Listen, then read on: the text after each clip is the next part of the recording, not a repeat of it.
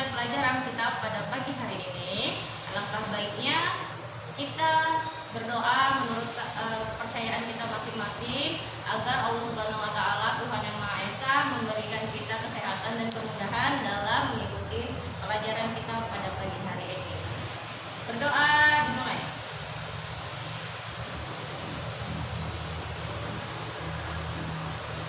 Doa selesai. Baiklah, kita masuk kepada materi kita pada pagi hari ini.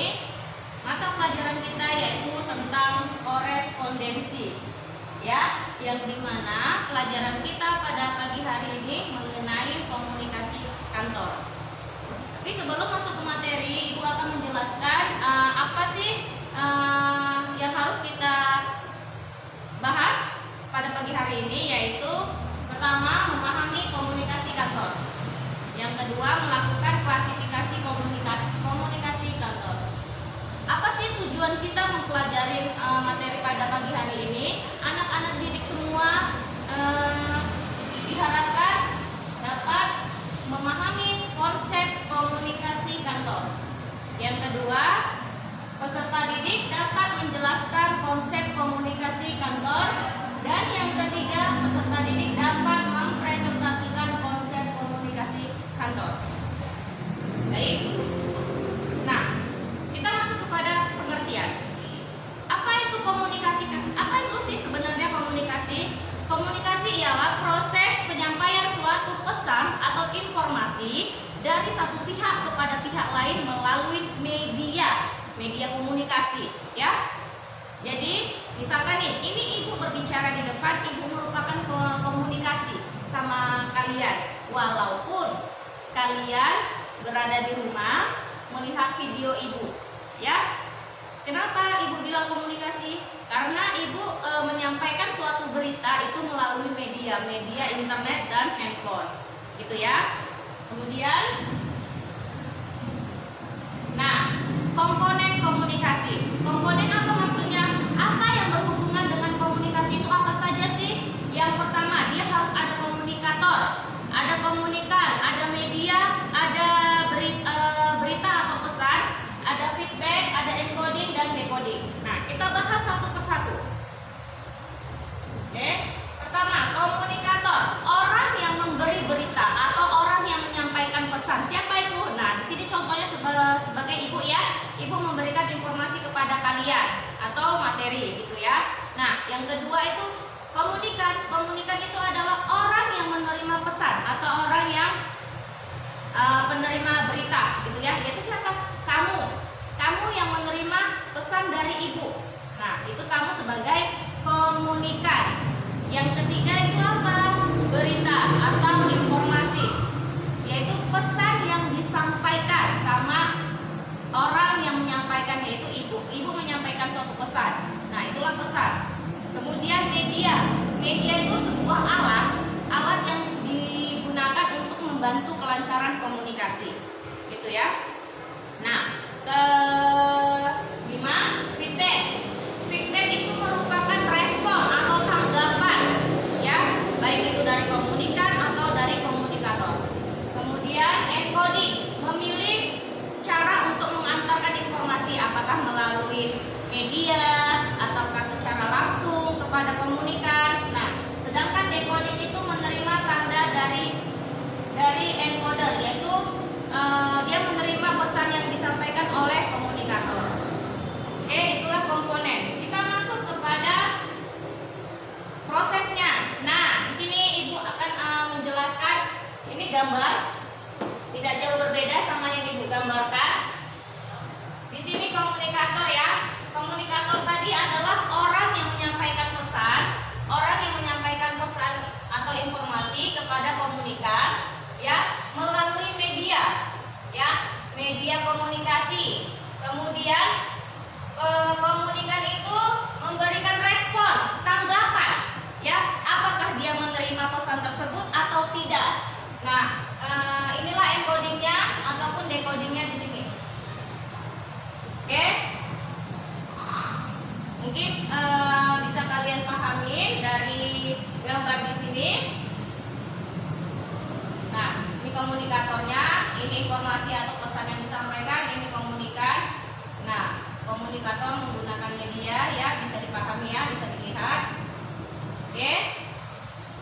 Selanjutnya, nah, klasifikasi komunikasi dalam organisasi. Di sini maksudnya ada beberapa jenis komunikasi yang dapat kita lakukan dalam kehidupan sehari-hari.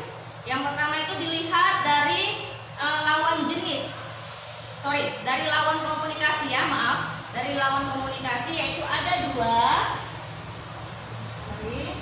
Nah, yang pertama komunikasi pribadi dan komunikasi umum. Apa sih maksudnya komunikasi pribadi? Komunikasi pribadi itu berarti komunikasi yang dilakukan secara tersembunyi, ya.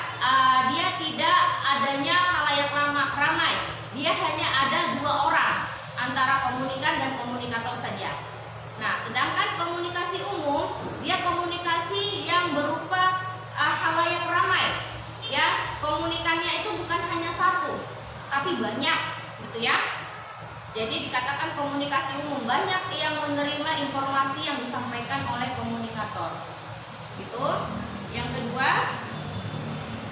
komunikasi menurut perilaku. Nah, komunikasi formal, informal, dan non formal. Kalau komunikasi formal, komunikasi yang kita lakukan di dalam suatu organisasi yang secara struktural, dia sudah ditentukan. Maksudnya gimana, Bu? Nah, maksudnya komunikasi formal ini dia resmi. Misalkan kita lakukan di kantor antara pegawai dengan bos atau bos dengan pegawai, seperti itu. Nah, kalau komunikasi informal itu komunikasi yang dilakukan di kantor juga, tetapi tidak resmi dia. Misalkan antar pegawai dengan pegawai, pegawai dengan CS, gitu ya. Dia tidak terlalu resmi bahasanya. Sedangkan komunikasi non formal itu dia komunikasi yang dilakukan tidak di dalam organisasi. Oke, mungkin sampai situ paham ya. Selanjutnya,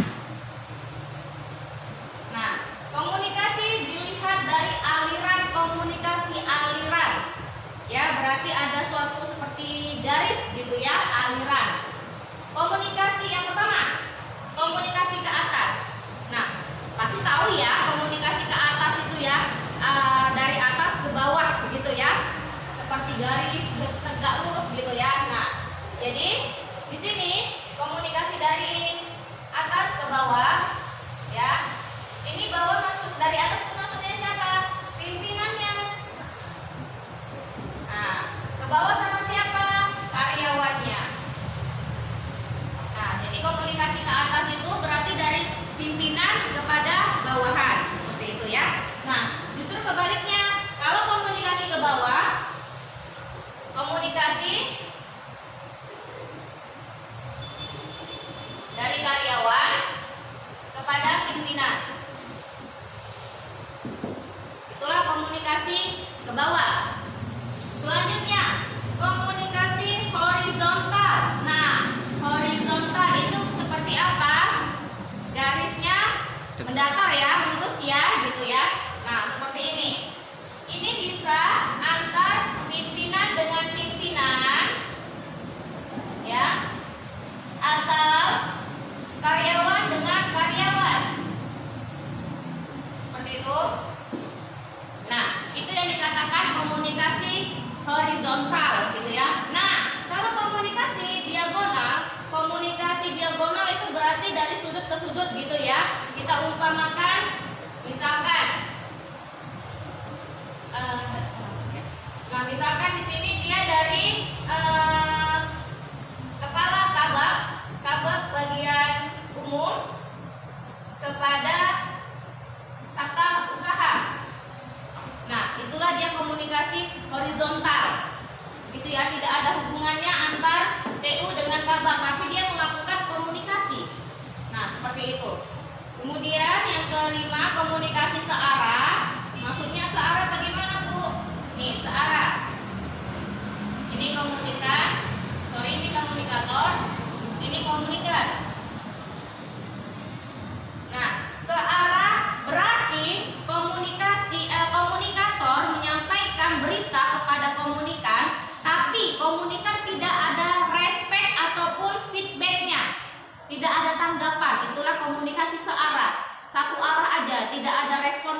balik dari si komunikan. Nah, kalau komunikasi dua arah, berarti dia ada feedbacknya. Misalkan nih, ibu nyampaikan komunikasi sama kamu, nyampaikan pesan gitu kan. Nah, kamu respon pesan dari ibu. Itulah komunikasi dua arah, ada tanggapan dari kamu. Seperti itu. Paham ya? Kemudian, nah, komunikasi ditinjau dari sifatnya. Ada dua, komunikasi verbal dan non-verbal. Nah, kalau komunikasi verbal itu terbagi dua, ya. Dia bisa berupa secara langsung, nih seperti ibu menyampaikan langsung ya, tapi ibu tidak langsung menyampaikan sama kalian melalui media ya. Maksudnya langsung bagaimana bu? Tatap muka. Nah, itu dikatakan komunikasi verbal secara langsung. Nah, ada juga komunikasi verbal yang kedua itu secara tulisan. Nih bu, tuliskan ya. Verbal terbagi dua, yaitu secara langsung dan tulisan. Nah, secara langsung berarti itu dikatakan tatap muka gitu ya, face to face, ketemu. Nah, sedangkan kalau yang kedua ini dia berupa tulisan. Apa itu? Surat. Nah, itu dia ya. Baru yang kedua dari sifatnya itu dia nonverbal. Nonverbal apa bu? Nonverbal itu dia menggunakan bahasa gerakan badan atau body language. Ya, misalkan nih maaf cakap ya, dia bisu, ya. Ataupun orang yang menunggu angkot di pinggir jalan, kan nggak mungkin dia ngomong bang, hai bang, gitu nggak mungkin ya. Nah, makanya dia hanya menggerakkan tangan, itu menandakan dia menyuruh angkot tersebut untuk berhenti. Seperti itu, body language badan kita yang menggunakan bahasa tersebut gitu. Atau kalau kamu suka sama seseorang gitu ya kan, mengedipkan mata saja, oh berarti dia tuh ada sesuatu rasa gitu sama saya. Nah, itu dia komunikasi nonverbal gitu ya. Kemudian yang E, komunikasi menurut ruang lingkup. Nah, komunikasi internal dan eksternal. Nah, kalau komunikasi internal itu dia dalam satu organisasi atau dalam satu perusahaan, ya, di dalam perusahaan.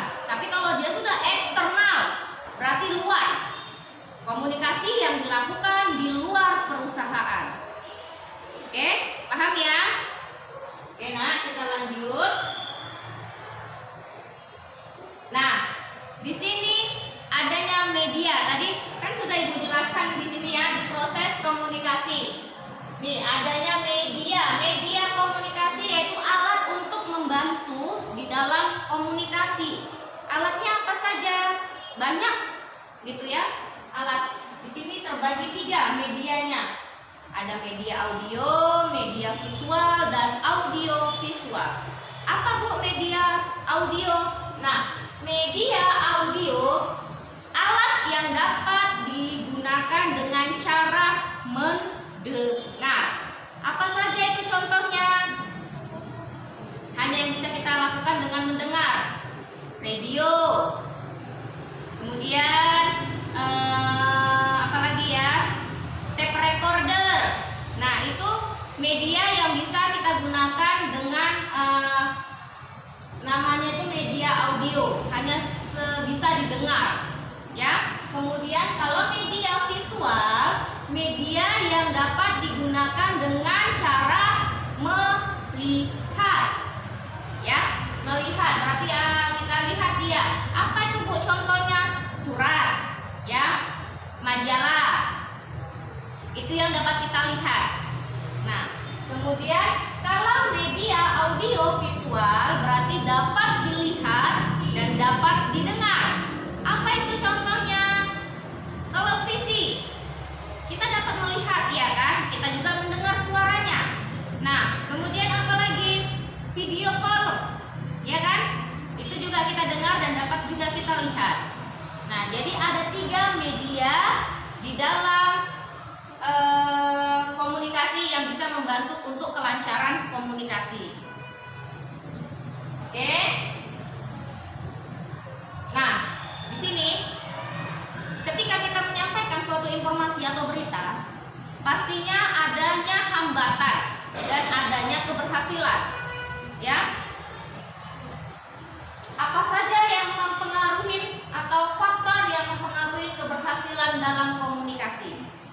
Oke, yang pertama, kepercayaan. Kalau tidak adanya percaya sama orang yang menyampaikan suatu komunikasi, Ibu ulangi, faktor keberhasilan, adanya kepercayaan. Kita harus percaya berita yang disampaikan oleh komunikator. Ya, kalau tidak percaya itu tidak akan berjalan komunikasinya. Jadi kita harus percaya apa yang disampaikannya untuk menunjang keberhasilan komunikasi. Yang kedua, perhubungan. Harus ada hubungan erat untuk keberhasilan komunikasi. Kemudian kejelasan.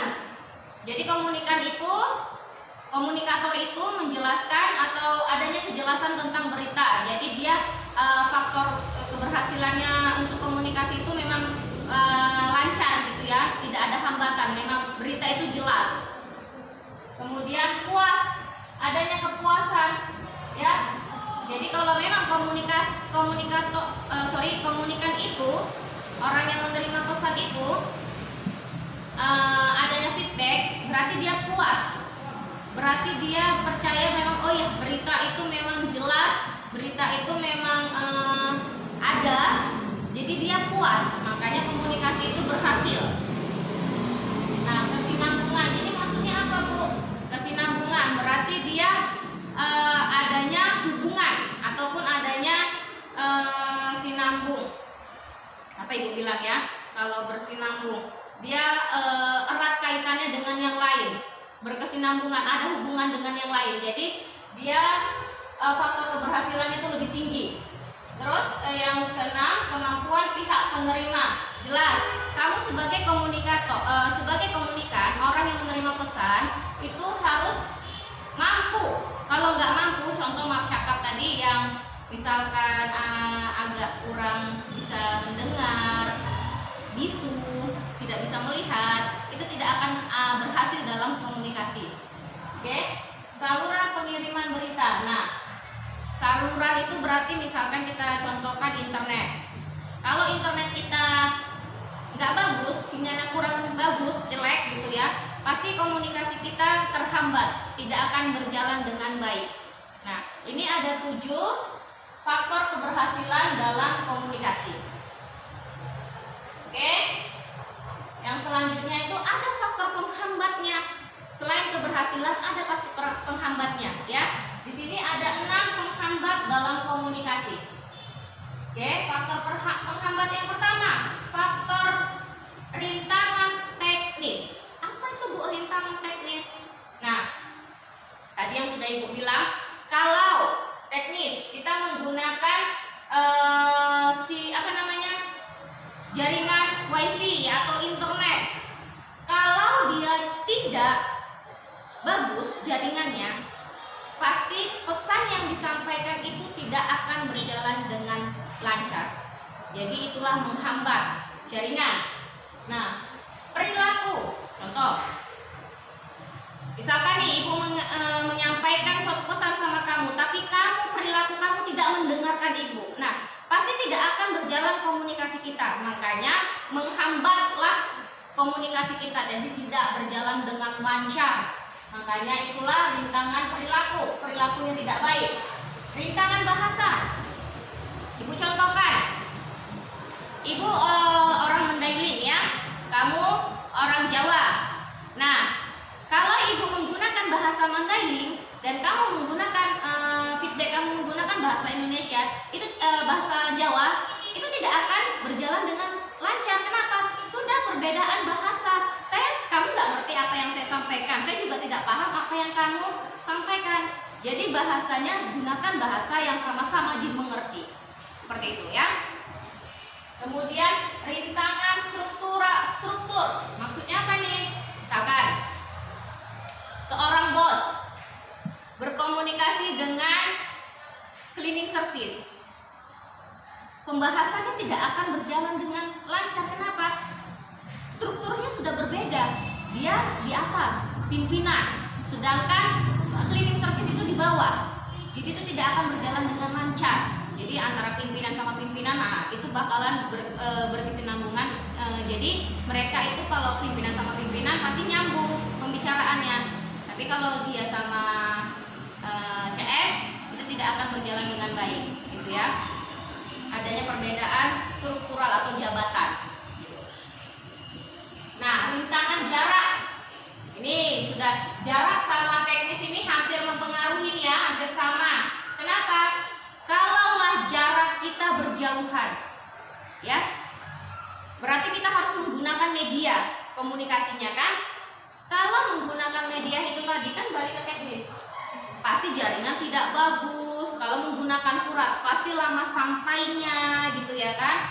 Nah, jadi itulah faktor penghambat karena jarak.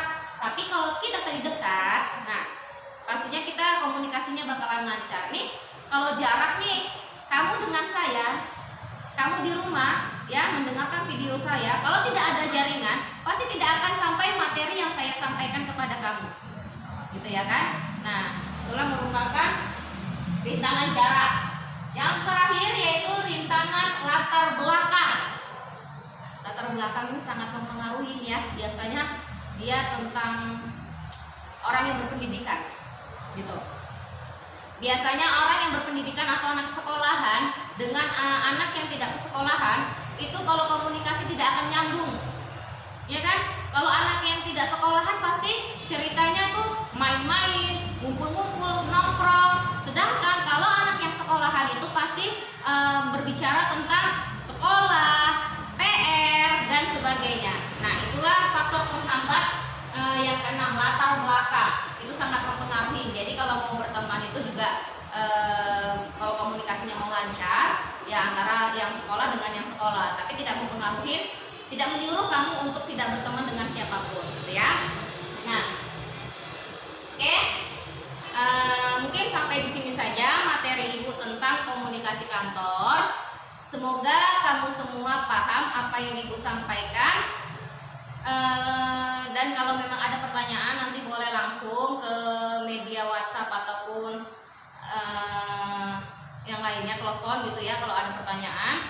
Dan sebelum Ibu akhirin pelajaran kita pada pagi hari ini, alangkah baiknya kita berdoa kembali kepada Allah Subhanahu wa taala, Tuhan yang Maha Esa, agar kita selalu diberikan kesehatan. Doa dimulai.